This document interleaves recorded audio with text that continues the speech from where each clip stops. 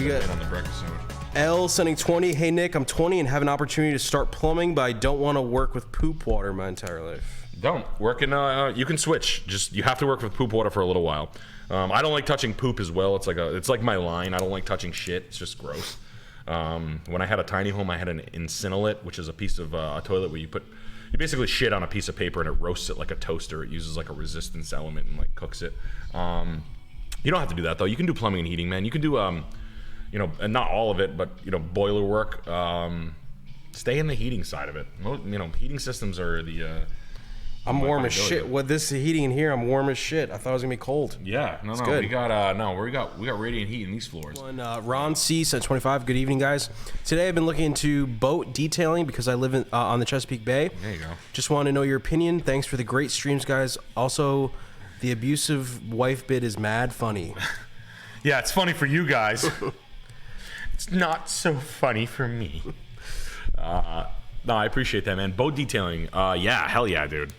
So my dad and mom worked at a marina in South Florida, and there was so much auxiliary business from a marina and boating. Boating is a very good way to encapsulate the reality of people with stupid money and with stupid ideas.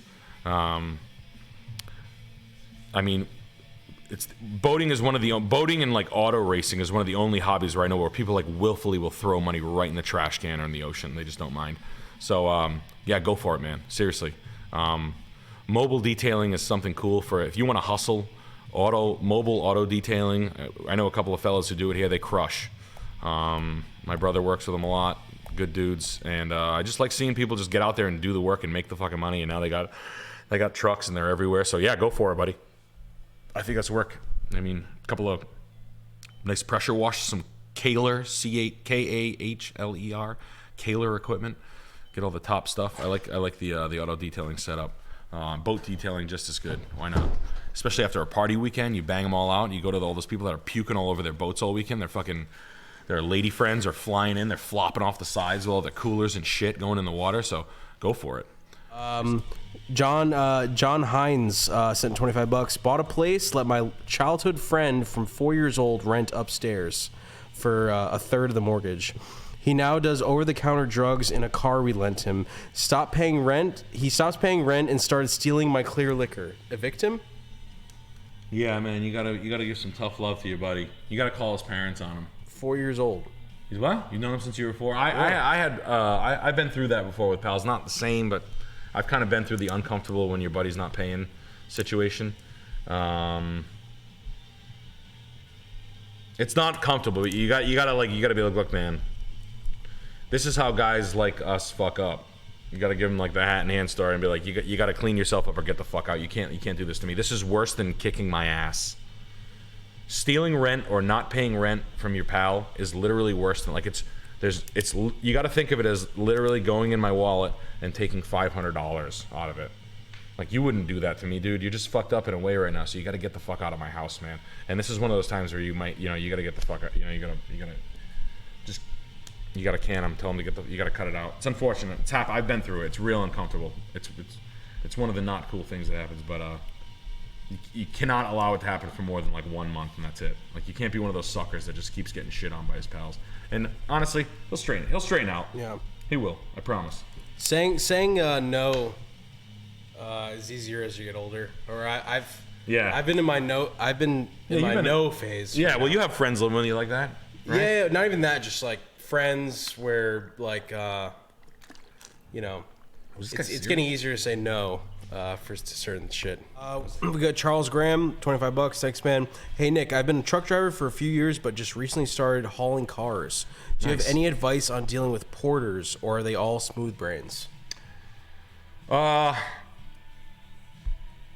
the port. Find out. Ask the used car manager of the dealership what time is best to contact the porters, and start to develop a relationship with the porters. We used to have a dude who was a nasty porter. He was awesome.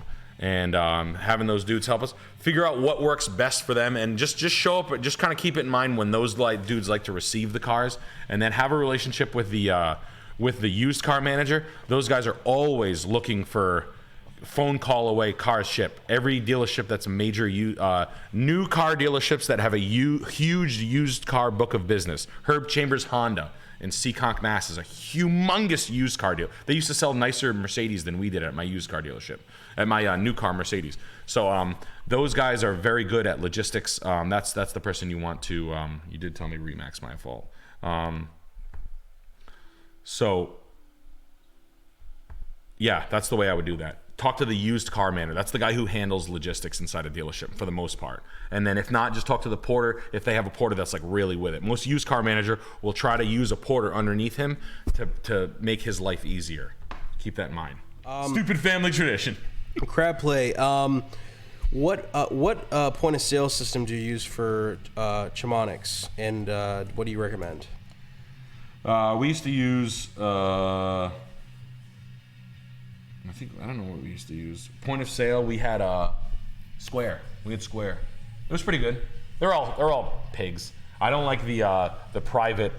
I like the branded stuff. It's just nicer interface for everybody. I know it's not better, and I know you can get a better rate through the credit card. But I sold a couple of those credit card monitoring guys. It's very competitive, and it just, I don't know. I'm not really a pro in it. I just like the interface from like Clover and Mint and all those like ones. But those are the ones. That's what I used to use.